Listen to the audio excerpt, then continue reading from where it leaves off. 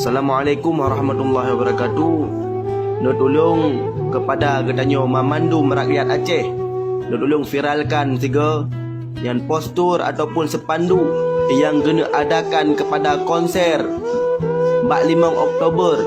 Di sinan bak sepanduknya nebuh foto abu. Yan. Gure-gure di Kutakrung kali nak tanyang bak abu.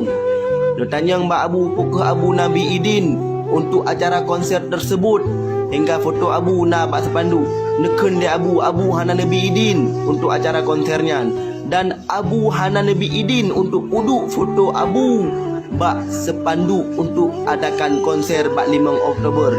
Nyo sekalian bersama tolong viralkan, tolong disebarkan buka kalian di masyarakat katanya bahawa saja abu hana Nabi Idin untuk pedang konser Inoy Aceh.